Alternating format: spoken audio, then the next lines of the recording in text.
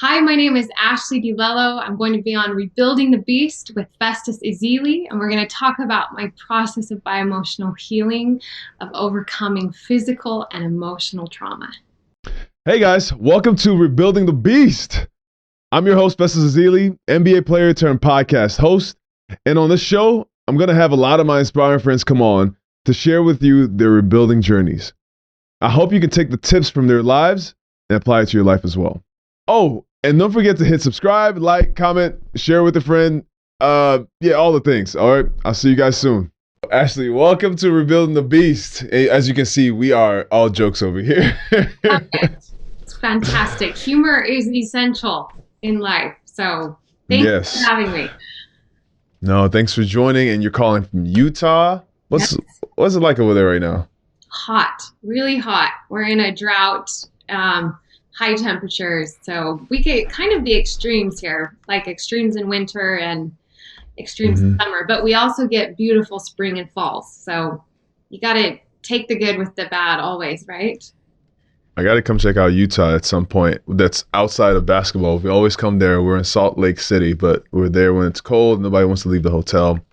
All that stuff. We are. I'm really excited about this because we get to talk about bio-emotional healing, and I've been trying to figure this out for a while, but I'll let you tell the story. Okay. In case people don't know what it is. So, what is bio-emotional healing that you created? So I'll give you a baseline answer and then the background of what brought me to creating it. Because, right, we all have a story that leads us to our life's work, right? Now let's get back to being casual again. No, it's good. I appreciate it. I'm like a person engaged with the person I'm talking to, so I lean closer. So I appreciate. No worries, we're good. No, but lean in closer. Just keep your hands off the desk. You got it. Actually, don't listen to him. You're fine. Don't pay attention to the man behind the curtain. Do you? Fine. Okay. So bioemotional healing, baseline answer, is just a process based in neuroscience that I created to really help us rewire whatever we're stuck in. And for people that can be mental or emotional, as far as anxiety or depression or limiting beliefs or past traumas that they're being, held prisoner to, or it can be physical pain and health issues, because whatever we've had that has been hard enough or traumatic enough, it really changes those connections between how our brain and nervous system communicate. And bioemotional healing is that process to help us really get free from whatever we feel is really holding us back or limiting us from stepping into that next chapter in our life. And for me, it came from a place of total desperation to... Yeah, no, that's what I want to hear about. I know you had some injuries, being a top athlete. We want to hear that story as well. Okay, so it goes back to when I was 13 is when it first started. I started dancing when I was 3 years old and 5 hours a day when I was 7. So I was one of those that just came out of the womb and knew what I loved and wanted to do it. And thankfully, my parents supported me. And one day I went from dancing 5 hours a day and loving life. My nickname was the Energizer Bunny. And then the next morning I woke up and I had pain in every joint and muscle and a high temperature. And that was the first day of 4 years for fighting for my life. So my life changed overnight. Yeah. In a way I could never have expected. I went from optimal health to over time not even being able to lift a finger. I lost most of my hair and was really frail and weak. And the hardest part is nobody had answers. I went all over the country to the top specialists, and this was 25 years ago. So medicine in many ways has come very far, but they didn't know. I did every test and scan, and what they knew is I had a rare viral infection that nobody could diagnose, nobody could treat. They could see that my body was shutting down. My liver was shutting down. My skin was yellow. My eyes were yellow. But they essentially sent me home to die.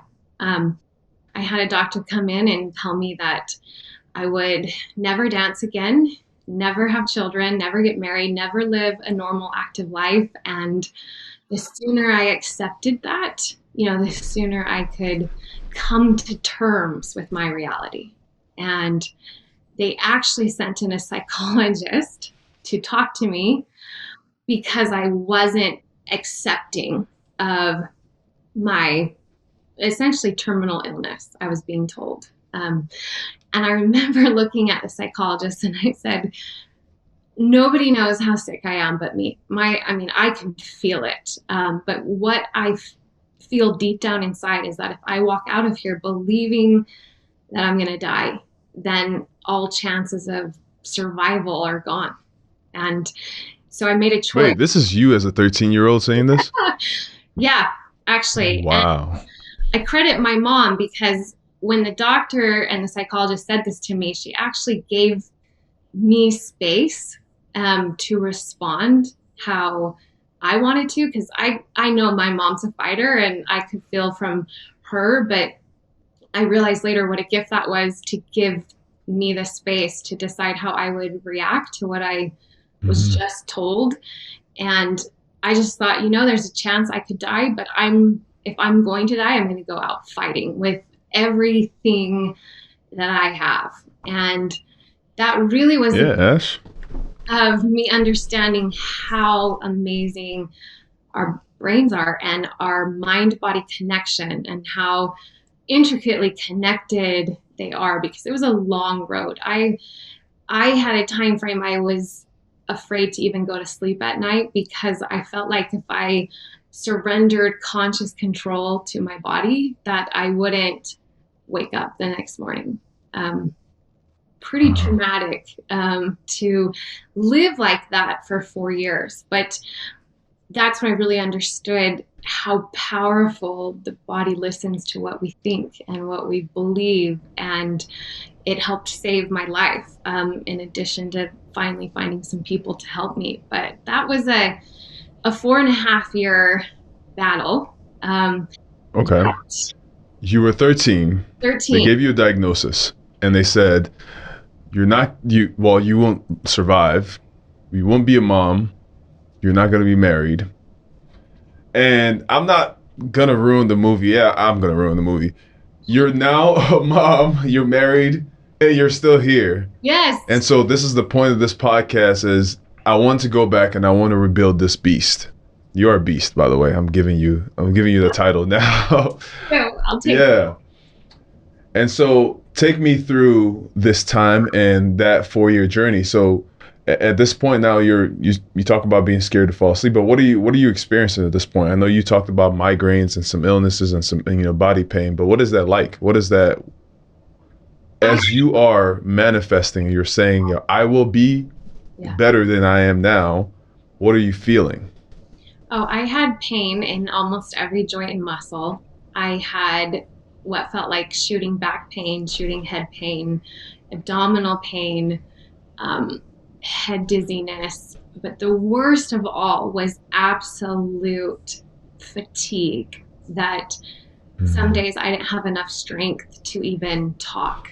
I remember telling my mom, I feel as close to dying but yet still am somehow here. Like it would take, when you've had an incredible workout or a hard game and your body is just like it gives out on you because it's so tired. We've all had that where just like you're walking. And I've heard about people having stuff like that.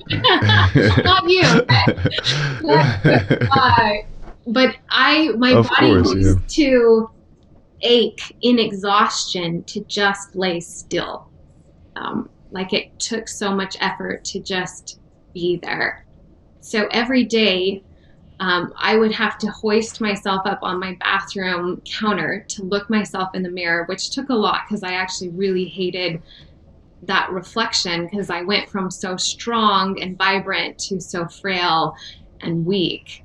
So I had to look to see beyond the physical appearance that didn't at all reflect how I felt on the inside, right? Sometimes the beast in us can't be seen visually, right? Because it is internal, right? And so I'd have to find her because now I didn't look that way from a physical standpoint. And I would look in the mirror every day and say, I am getting better and I am getting stronger, and every day I'm getting healthier. And it felt like a lie, right? Because I Isn't didn't. that how it is when you're giving affirmations to yourself sometimes? It's like, man, I'm strong and I'm great. And I'm just like, man, I'm here. I'm still in pain, or I'm still living here. So yeah, Yeah.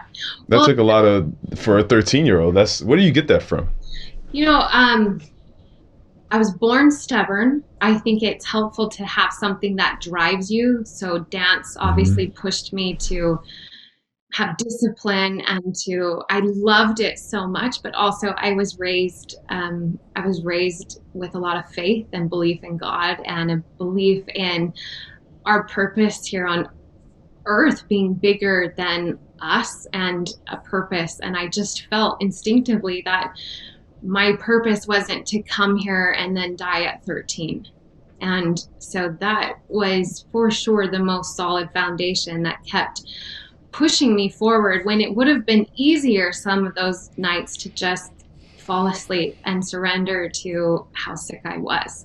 But in the long term vision of what I felt deep down inside of why I was here, that's what pushed me to not accept the limitations that I was being told by even some of the top experts in their field, right? I just learned that nobody gets to put limitations when we come from something bigger than all of us, right?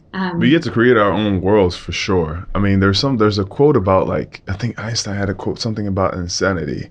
How, like, until success comes, you're viewed as insane. There's like a thin line between insane and successful. And it's just, if it works, you're amazing and you're a genius. And if it doesn't work, then you're insane, because why would you think anything different would happen than what has already happened that everybody else has experienced? Yeah. When did you start to feel like you weren't lying to yourself? When did you start to see your body get better? Day by day. So it took 2+ years, 2.5 years to get any answers. So that was like sheer survival, because there was nothing I was being able to do to treat my physical body. And then it took 2 years from there. So it was really gradual to honestly where I could make it from my own bed to my own bathroom by myself. Um, and then to have the strength to walk like one house and come back to my house, and then a few more Wow. houses, and then around the block, and it was just so gradual, that I continue to reaffirm that and believe it, right? Because especially when your health is taken from you, it's the most vulnerable, right? I think you can feel, because you feel so out of control in your own body. And there's a lot of fear that then can come into that, and mistrust. And so it was a step by step, day by day. I mean, parts of my illness took 13 years to resolve. It's just that after 4 years, I was no longer in that where I felt like my life was threatened. I was at a place now where I was just trying to fix things and wasn't, not trying to survive. And it's interesting because I really credit dance and a passion. I loved life, but my love for dance really pushed me to get back to it, and to feel that again. And so when I would go through all these long tests and scans that took hours and hours and hours, because they were trying to figure out what was going on, I just decided that I would spend all that time in the machines dancing in my mind. So I would lay there for hours at a time and see movement and feel it. And I remember crying, and sometimes, they coming through and saying, "Are you okay?" And I would have to reaffirm to them, like, yes, these are happy tears, because I did it not from the perspective of, I'm so sad, I lost this, but from, I'm going to be so grateful when I do this again. And I did that for those 4 years. And the reason I bring that up is I was out of dance for 6 years, from age 14, which I know is when you started basketball, really, 14 to Mm-hmm. Yeah. 15. Oh, you did your research. Yes. Yes. Well, I like to know you as well, but I was out of dance from age 14 to Yeah. 20, which if you're going to be a professional at anything, those are crucial Those are years. great, crucial years. Yeah. So I came back to dance at age 20, and it really was unbelievable how fast it came back to me, and I improved. And it really didn't even make sense to anyone, least of all myself. And I, of course, worked really hard, and I credited God as absolutely helping me. But fast forward 20 years later, when I started studying the brain, and the incredible thing is that the subconscious mind, which is where what really commands the body, it doesn't know the difference between something that's actually happened and something you're visually, like vividly creating in your mind. And it stores that as a real memory, and it creates those neural pathways. So for 4 years, even though I wasn't physically dancing, I was creating neural pathways as if I had. And so when I came back to it physically, it wasn't like something new. It was something familiar. And it's just so remarkable that really is the power in how each of our brains work and what is possible in our bodies. And so I didn't know what I was doing at the time. There was no social media or neuroscience that you could And access. people definitely were not talking about manifestations and all these things. You were doing these things that everybody is studying now at such a young age. Wow. Well, and I think it, again, goes back to just how we were created. And thankfully, I was instinctively led to do that, because I have no doubt, not only did it allow me to survive and live, but to go back to something I loved so much. Yeah. And make up for that time. And why I love to talk about that is that's not unique to me or like my personality or my drive. That's really how the brain works for each of us, if we just learn to access it. And that's what's so cool about the brain, is it doesn't depend upon talent or personality. We just have to learn to access it.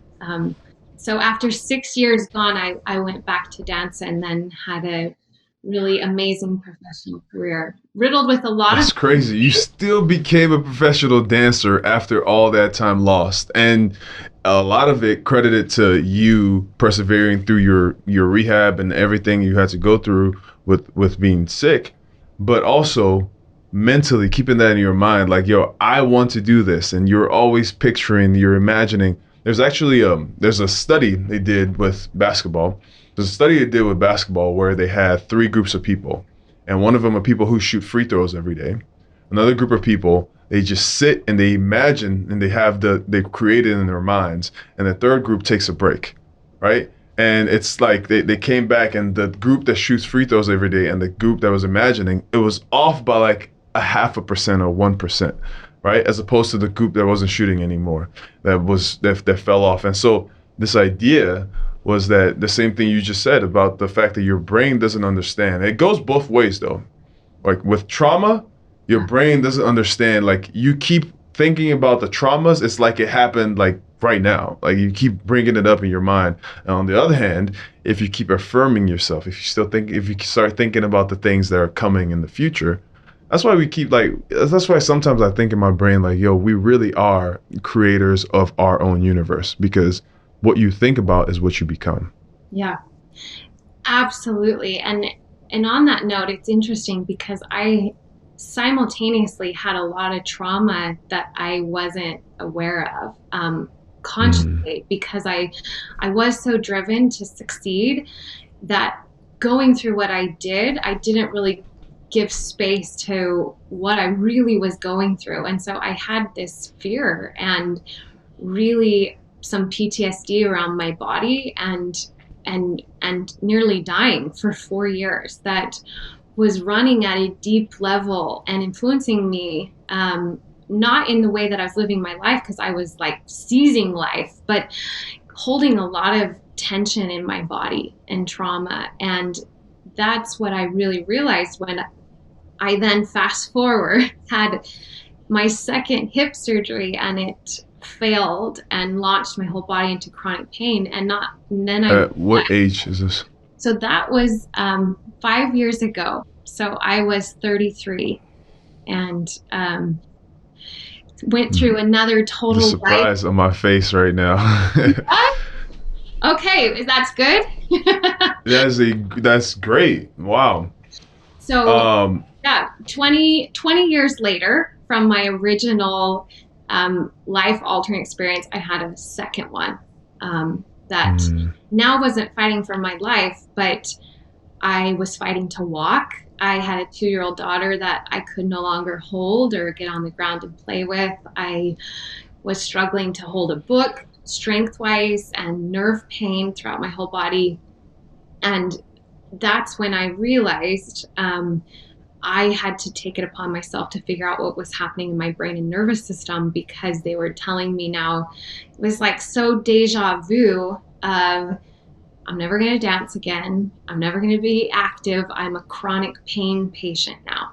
And this is what my life looks like. And once again, I went from my strongest physical self to now struggling to do daily tasks from a pain and strength standpoint instead of fighting for my health. So they told me my nervous system flipped a switch. And so I figured my body's already taught me that there's really no limits. So I'm going to dive into, thankfully, what is available now, pain science and neuroscience, and figure out how to flip it back. And in that journey, I also realized I had trauma that I had to process through from 20 years ago that had really wired into my subconscious around my body for good reason. And I didn't know how to handle it as a teenager. I just was wired to survive.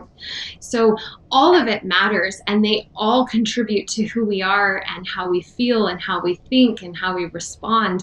Both our fighter mentality, but also the hard things that we go through in life impact us at a deeper level that often, we don't comprehend until we allow space to really process it through. And that's what led me to my work with bioemotional healing, because it's not just accessing the brain and the nervous system and rewiring those pain pathways or those trauma pathways or anxiety, but also the emotional aspect of our lives that influence us at a deep level. All right, so now let's talk about it. Yeah. Bioemotional healing. Yes. It's based on neuroscience.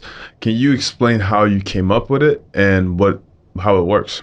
Yeah. So at the point in time when I was in so much pain all over my body and unfunctioning and barely functioning and not finding answers, and chronic pain is a plague where it's really the most still misunderstood in our medical society. It's just such an elusive thing because you can't see it necessarily unless it's a clear injury on a scan.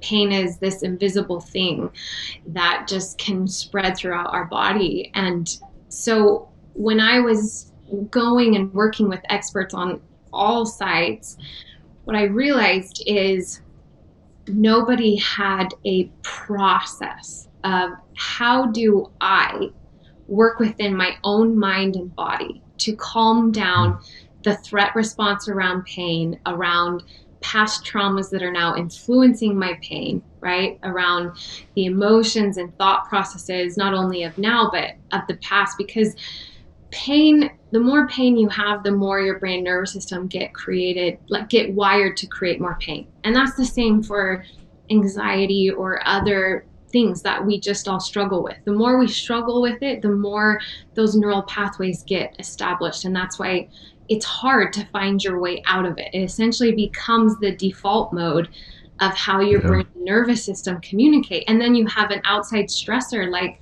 something somebody said, that's a trigger. And then your default response is pain or anxiety or, anxiety attack or whatever it may be that's unique to each of us. So we have a lot of awareness now of these things, but I thought I need to go beyond awareness. And I'm learning all this from all these different people, but the answer has to come from the inside out instead of the outside in. How do I harness the power of my own brain and nervous system on a daily basis to help rewire those pain pathways, those anxiety pathways, the trauma around everything I've experienced, because our nervous system has a memory of all of it. Everything we've ever experienced, it remembers. And the more traumatic, the more emotionally charged, the more the brain kind of hardwires that experience to protect us from it happening again in the future, right? So the brain does it in an effort to protect you, but it ends up hurting us and keeping us stuck in our traumas or our pain, physical or emotional. So that's where I thought, okay, I have to figure this out on my own. So I merged the neuroscience of how the brain and nervous system work and how those neural pathways get stuck and how they communicate and what we have to do to calm down the brain's alarm signal around these either physical or emotional responses, and then merge that with everything that I had experienced physically, mentally, and emotionally of going through so much. The stuff that, how it impacts you as a person, as emotionally, spiritually, mentally, your worth, your purpose, the things that you can't ever learn in books, what you personally experience within yourself, right? And so I merged all the neuroscience with my life experience to create a step-by-step process that allows people to do the work within themselves to understand what is keeping them stuck physically or emotionally and how to access that in a way that is safe to where the brain can let it go, release the trauma, which then creates space for us actually to rewire what we want, right? Where those affirmations, where those belief systems actually really get into the brain and body at a cellular level, where we really then can be the creator, free of all the past programming and trauma, and really harness that power that is within each of us to allow that to happen. So it's an 8-week process that I take my clients through step by step. And the incredible thing is so many of them have felt helpless and powerless. And bioemotional healing really not only educates them how their brain works, how powerful it is, but how to harness that, not only to get free now, but the rest of their life. And like I said, I love it because I used to speak, and it was like I had this inspiring story from what I'd gone through as a teenager. And when I was on So You Think You Can Dance on television, they highlighted that. But what I wanted people to understand is that no matter your talent or lack of talent or your intellect or your background or your personality, the functionality of the brain, separate from true mental illness or injury, are the same for each of us. Because so often people listen to an awesome story and they think, well, I don't have that type of personality, right? That's amazing for them, but how do I actually get free in my own life, right? And that's why I love the brain so much, because we really each have that power. It's my love language. People could see on my wall, there's pictures of the brain everywhere because I just love it and I am in awe of it. No, so the really cool thing about this is that you've taken your story, which there was pain in this, there's trauma, and your journey of healing yourself, you've taken that and you want to use that to heal other people. This is the point of this podcast, because you see people do great things and you think in your head, well, I can't really do that. There's something special about them, right? We've all been in the place where the pain is just so great and you're sitting there thinking like, am I really going to make it? Am I really going to keep going? And I want to show everybody's breaking point and then also show how they got through it. Because I think we all have that. You've talked about, you say it's not really just as simple as just saying affirmations and practicing self-healing. Can you give us like 3 practical steps in your method that enables people to heal? Mm-hmm. So, because we all need healing right now. Oh, we all do. And it's a perpetual journey, right? Based upon new experiences that we have.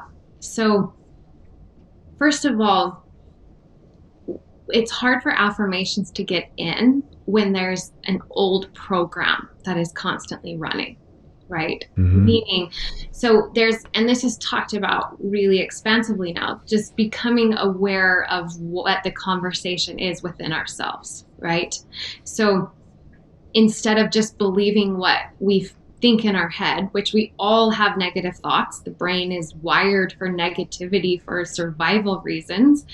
So we all have negative thoughts, but we weren't really raised, at least consciously and in school, to understand that thoughts aren't true unless we decide to give meaning to them, right? And identify with them. So because for most of us, we've had the same thoughts every single day for so many years, they just run freely through our head without us really questioning them or observing them, right? So that first part is really starting to pay attention to what is running through our heads. Even while we get ready in the morning, standing in front of the mirror, people are shocked to realize what is just playing in their head about themselves, right? Their work. Yeah, it's crazy. So sorry to interrupt you. I didn't realize what was happening in my head until I read the book How to Speak When You Talk to Yourself, or How to Talk When You Talk to Yourself. And I realized like it's an ongoing conversation. And yeah, like it becomes background noise as you grow older because like you're so used to hearing it. But if you talked to a friend the way you talk to yourself, oh my gosh. And so being aware of the conversations that happen in your head is a real thing. So sorry to interrupt. I got really excited because of something I read about. Absolutely. It seems so simple, yet you're exactly right. We don't pay attention because it's just like hearing the same tape player. But as we start to pay attention, we realize, oh my gosh, how am I supposed to succeed or get through this if that's what I'm believing about myself, right? Or about what's potentially an opportunity, or what is my potential. So, but the key in starting to listen to it is to not do it from a place of judgment or criticism. So that's where most people struggle because we're so harsh on ourselves. So I always tell my clients the first step is really to become the observer, so that you're just paying attention to learn what you can learn from it. What is part of the program? What is it coming from?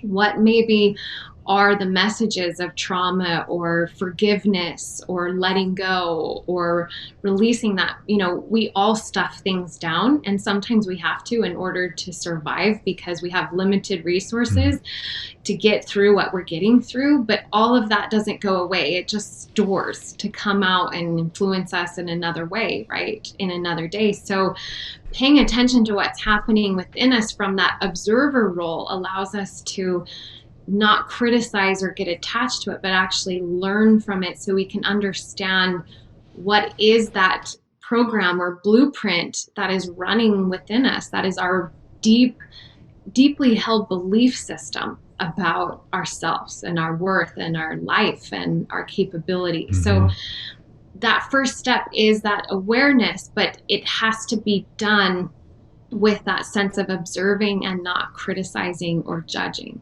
right? And then once you become aware, it's really giving space to what you do feel. When I was really sick, I didn't allow myself to have a hard day because I had to fight and I had to survive. And in fact, if I wanted to cry, I would get really mad at myself because I was like, you gotta live, you don't have time for this. And sometimes I didn't have the reason, hard, man. But I didn't allow myself to feel what I was going through, which was, my whole life was taken away and I was living in the constant threat of dying. Like, how is I not going to have a hard day? So many people are stuck to their past because there's so many emotions wrapped around it that they've never allowed themselves to kind of feel or process, because emotions are really what anchor us to our traumas or past experiences. Because if we think of something that happened to us, it's not the details that are the strongest. It's the emotions that come up in our body that we feel. And so absolutely, we want to consciously get over something that we're still emotionally attached to in our body, right? Because emotions are stored in the body and they're the language of the body, where thoughts are stored and are the language of the brain. So once we become aware, you have to give yourself that space to feel whatever you have shut down, right? So is it you thinking about it and you feel it, but then like how do you then give yourself grace? What does that mean? That was honestly one of the longest journeys of my life. I speak of it freely now, but hand in hand with wanting to be excellent at something comes perfectionism, right? Mm-hmm. And I would agree all I've of also us. heard of this trait that people have. Yeah, right. It's a fine line between striving for excellence and that perfectionist criticism that exists. And I think, and from working with enough people, we're all our harshest critics. We're all harder on ourselves than we are other people. Just like you said, based upon how we speak to others versus how we speak to ourselves.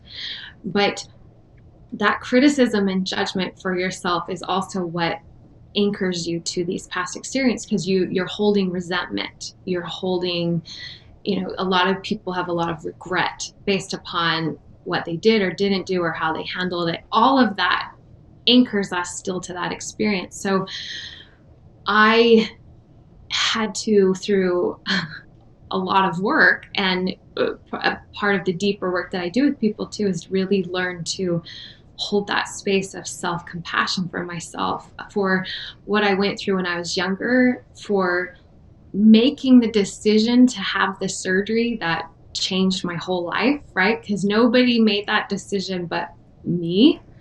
And letting that go and forgiving, because I couldn't have in any way anticipated. I was trying to get back to my life. My first hip surgery was successful, right? There's so much we judge ourselves based upon what we know today and things we didn't have any clue of or know. We did the best with what we could, with what we understood, right? Yeah. So the only way to really let things go is to learn to have that self-compassion and grace, and to really start seeing myself through the lens that I saw other people that I've loved, and to look beyond what wasn't perfect or where I struggled. And a lot of that is, honestly, we've attached our worth to all the things outside of us. We've attached our worth to what we do and how successfully we do it, what other people think of us, how we're seen by other people. And our worth now becomes attached to all these players outside of ourselves. And so when life gets harder, we lose the things we love. Where I lost my ability to dance, I had to learn how to understand my worth had nothing to do with anything other than myself. When I'm lying in a bed sick and literally can't give anything to the world, you feel pretty useless, right? And that's when you're alone with yourself and God, and you realize, yes, my worth, like a baby who's born into the world and has no purpose, doesn't give to people, has no skills, cries, spits up, and goes to the bathroom, yet they have worth. But as we grow older, we start attaching our worth to things outside of us. And the way to self-compassion and grace is starting to take that back and detaching from everything other than the fact that you're a breathing human being with a mind and a soul, trying to navigate this life the best that each of us can. Right? Have you seen the movie? I think it's called "It's a Wonderful Life."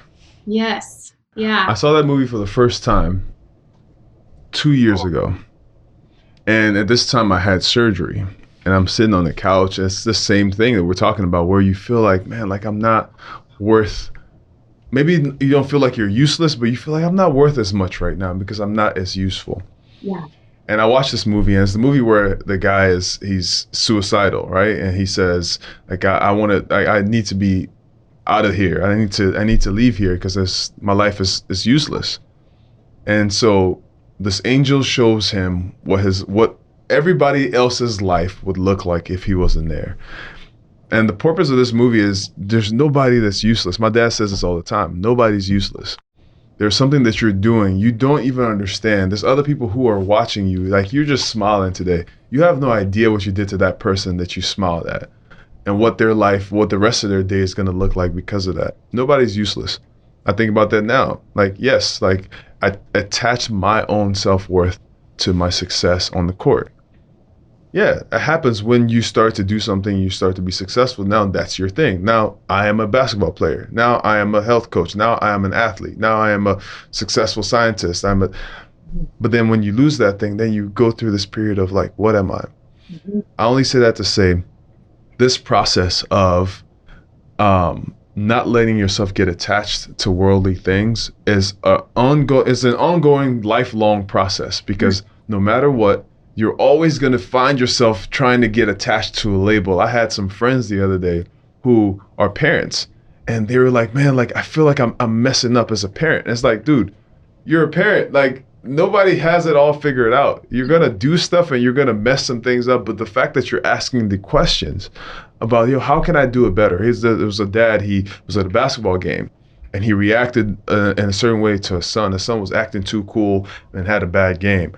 And so he reacted like, how can you? And it was like, and then at the end, he was like, dang, like, I remember my dad talking to me this way, and now I'm doing it to my son. I remember how bad that felt. So he was like, now I feel like a bad parent. I'm like, no, you're a human being. First of all, you realized it, right, and you went back and you try to repair it. That's what being a human is. And so you have to take away this attachment from perfectionism. Back to that is, I suffer from that a lot, and I have to keep.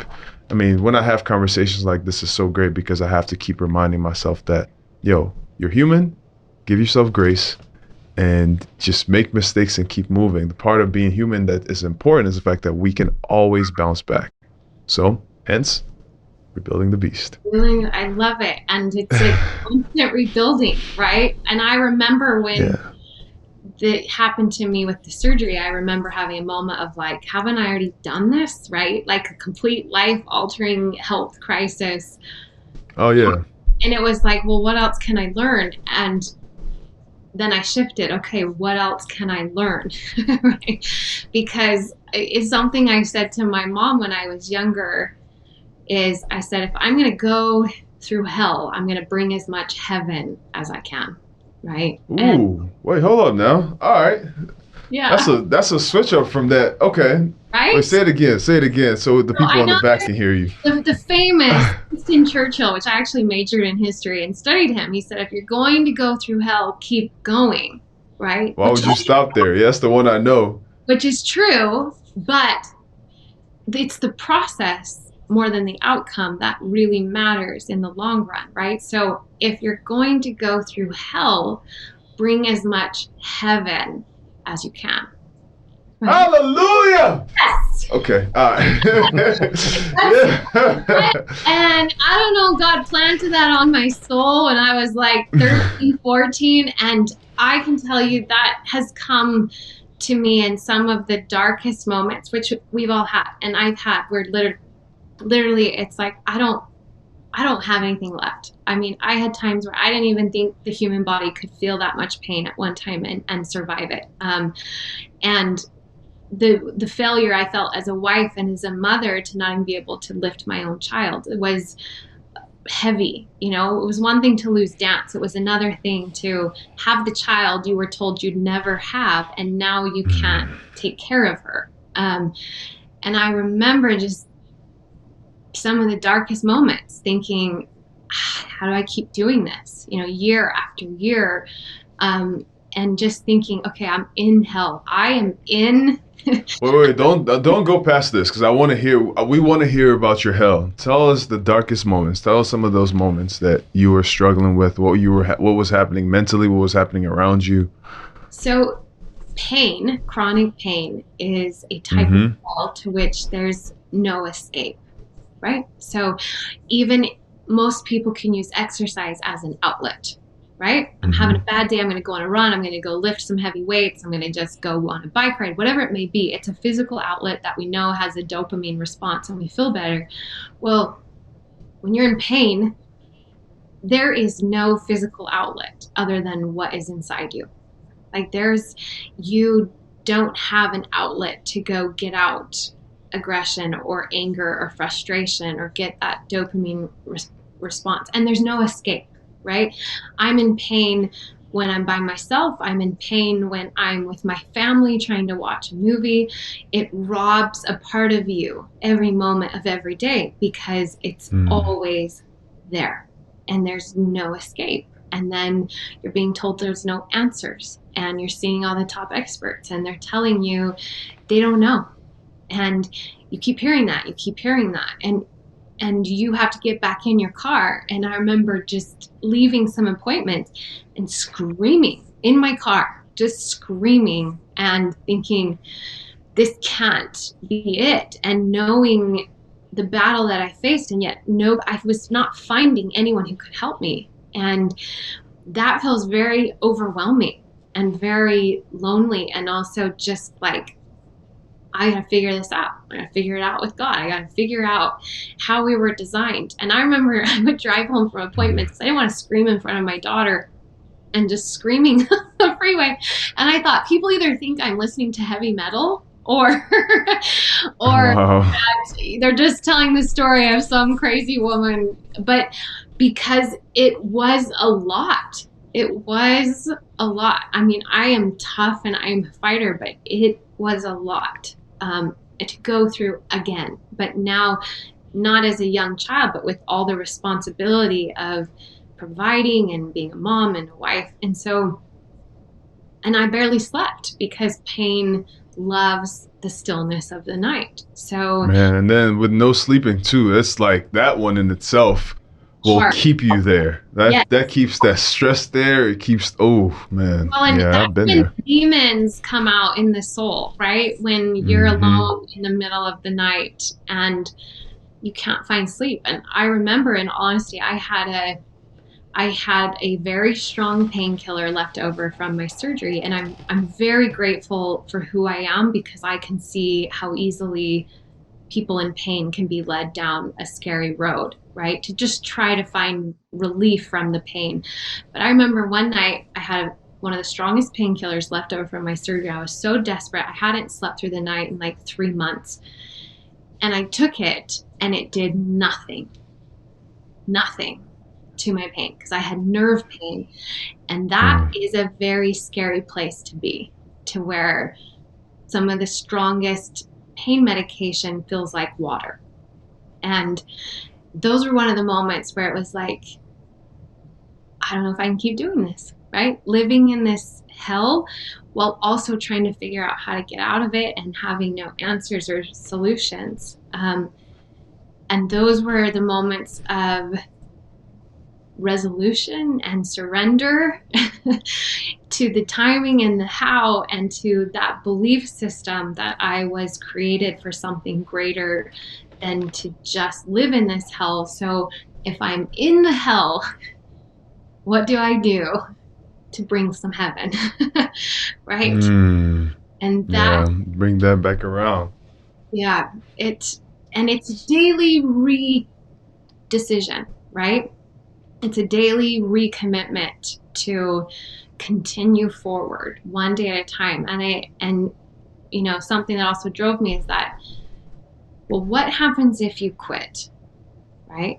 Well, then we know what that would look like. But what happens if you don't quit? And that's the space that we get to create and have no idea what's possible if we just don't quit.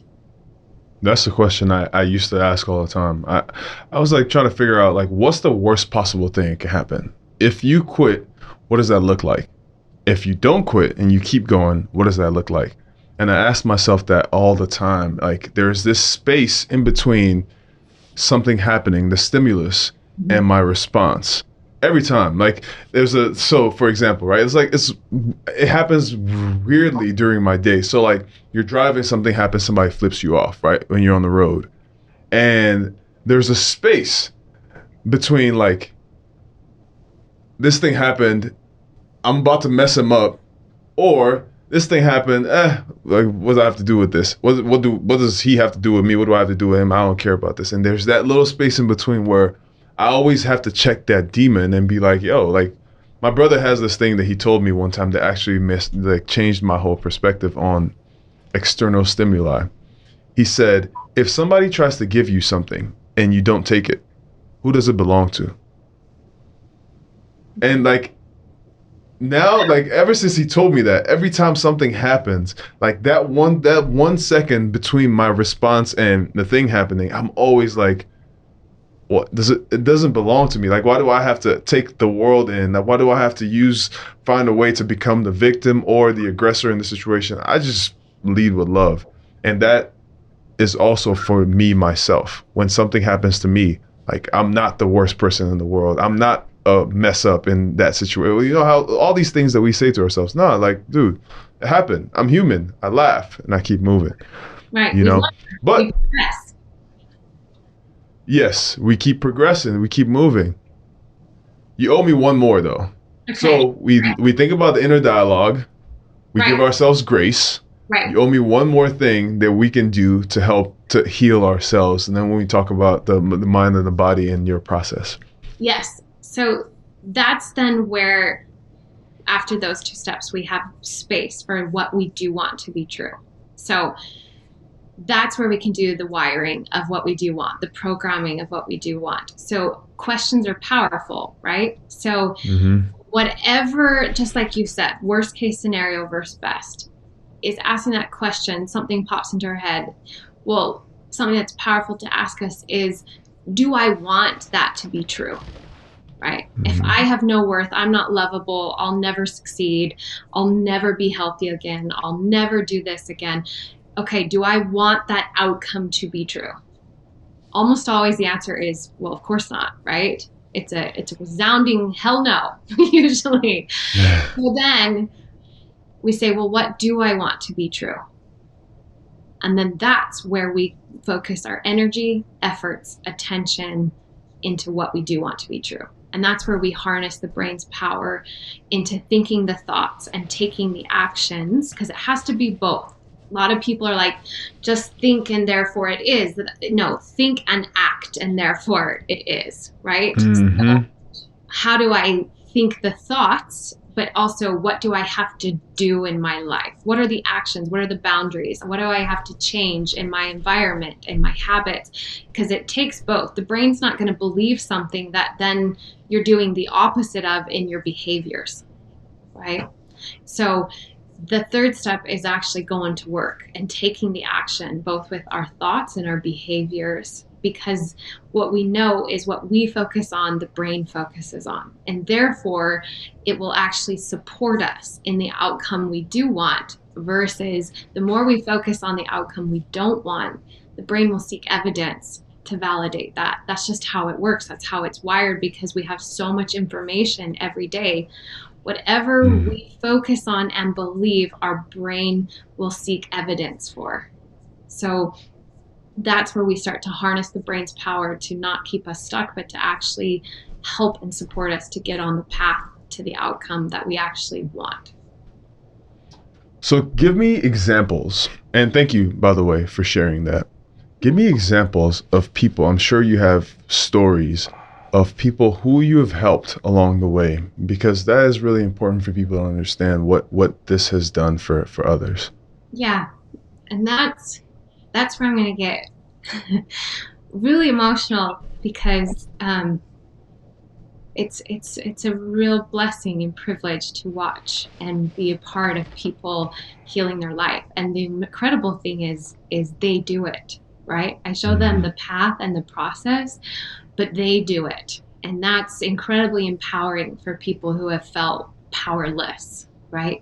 So the amazing thing is I've had people heal pain, chemical sensitivities to where they couldn't leave their house and play with their children out on the grass because of how their body reacted to all the chemicals that are just unavoidable in our world. I've had people be able to completely get rid of anxiety attacks, PTSD, depression, um, Wow. eating Wow. disorders, really issues with their body. And in all of this, then they're free to now be who they were created to be, right? And some of Yeah. them are just discovering that for the first time.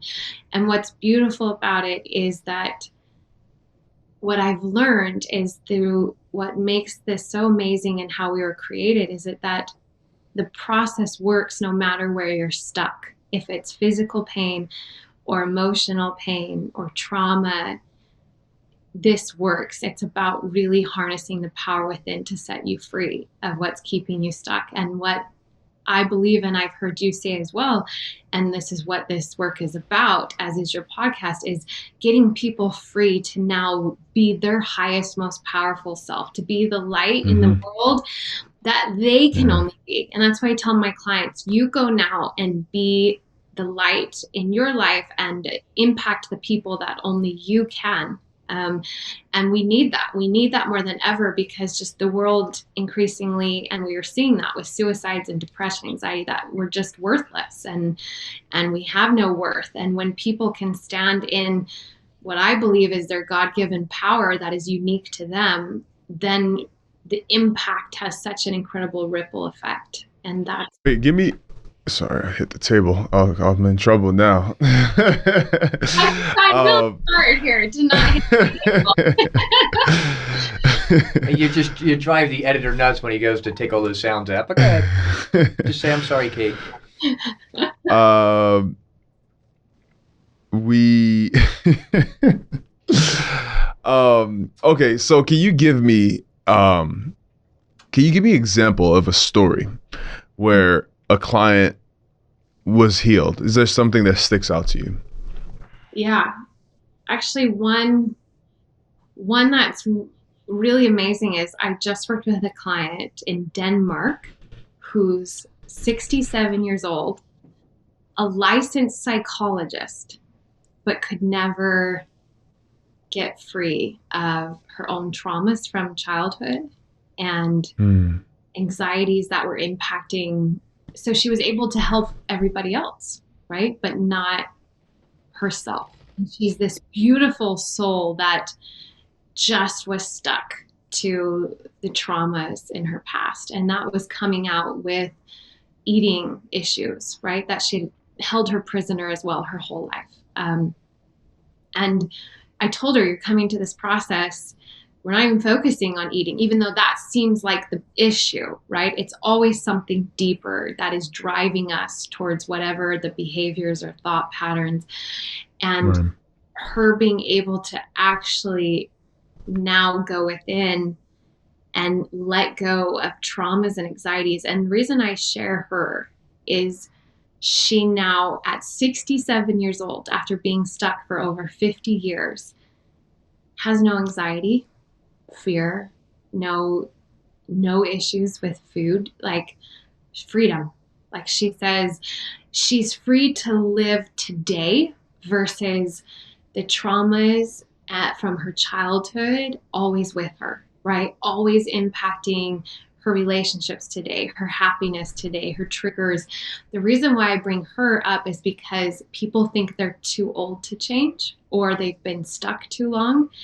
And 50 years stuck at 67 years old, she was able to completely let go of the anxieties and fears and traumas that have been with her for 50 years. And that's the power of the brain at her age. My other story is I had a client with pain that nobody could figure out. And literally by understanding that there were things that had happened to him younger that he had resisted becoming aware of, was literally storing in his body and now manifesting in pain, because our brain and nervous system will do whatever they need to do sometimes to get our attention. And usually because we don't listen, sometimes they have to scream, right? And be loud. And so by him just becoming conscious of this and processing it and dealing with it, literally his pain went away. Um, on this podcast, we've had a lot of different guests and different people who have had different traumas. Thank you for that. So on this podcast, we've had a lot of different guests and a bunch of different people who have had different traumas and experiences. How do you find the right way for a person to heal? Because it can't just be a one size fits all, right? No, well, and that's the amazing thing is that there's the process of bioemotional healing I've seen work for everyone, but it looks a little different on everyone, right? So the steps and how they are integrated and how soon is always different because we are all different human beings with completely different backgrounds and experiences. So what I have seen is when someone is ready and willing and coachable and open and consistent, because the brain will not relearn anything without consistency, is that even though it looks different on everyone, I've seen steps open up the way for each person to get to that healing, right? And some take longer than others, and it looks a little different because yes, we're all so different in our personalities and our traumas, but it's really about harnessing the brain's power and how trauma works and how mental and emotional pain gets stuck to really rewiring that to help us get free from it. And so that's where the functionality of the brain, again, without true mental illness or brain injury, are the same within each of us. So even though our personalities are different and our traumas, the way the brain and nervous system communicate are the same. And that's why I harnessed that in the process, because that's universal to each of us. And then all the other components of the traumas and the emotion and our backgrounds are the other parts that make their way through individually. But the foundation of how the brain and nervous system work is something we all share. This is my final question. Okay. And my favorite question is, I want you to talk to 13-year-old Ashleigh after everything you've been through and what you know now. What advice, what would you tell her about your experience? Just talk to her. And I still talk to her today, but I would tell her that she is more powerful than she understands, and that in the darkest moments will give birth to the greatest, richest, most beautiful joys that only come because she's felt the contrast of pain and sorrow and suffering, and that no matter what, to trust the greater plan that often makes zero sense when you are a good person trying to live a good life, when so much suffering is sometimes asked of each of us. It makes no sense, but to trust in the bigger purpose and plan that is your life, and that will lead you 25 years later to what you feel is your life's work. Awesome.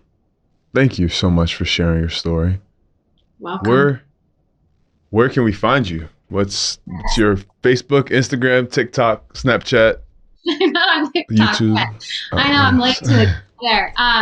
You can find me Instagram, Facebook is Ashleigh D. Lello. I spell my name kind of weird. I'm sure it will be in the comments. ASHLEIGHDILELLO. That's also my website, ashleighdlello.com. You can read about bioemotional healing there. There's actually a free training there where I dive deeper into the brain that people can watch. And as well, if they're interested, can schedule a free consult to see if bioemotional healing is the right fit. I always do that free consult first, just to see if it's a good fit and alignment, because I'll never take on a client I don't believe I can't help and that we're a good fit for. But also I have a podcast that I recently started called Body Freedom Radio. And I talk about all things the brain and body there, and you can find me there as well. I just got to get I you on. love it. I love it. Body freedom. Yes, Yeah. I definitely want to talk about body freedom because, I'm a big dude. I'm 6'11". You can't see me from over there, but 6'11", and I have had to go through my own fair share of learning about my body. So yeah, I would love to come on. I would definitely would. But thank you for what you're doing. Thank you for using your story the way you do. Thank you for what you've created to help people. This is something that people definitely need to hear. And I'm very, very happy that you came on my podcast to tell this story. I'm very happy to be a part of this journey as well. And I'm wishing you everything, all the good luck, all the good things. Thank you for coming on. Thank you so much. I am honored to be here, and what a light you are to give people hope and to find the beast within each of us, because it is there. It is there, and the heart gives us the opportunity to find it, right? So thank you. It's been my honor to be here. Yes. And cut. Hey, Festus here. I hope you liked that episode. Don't forget to subscribe, like, comment, and here's some more episodes that you might like. On this side.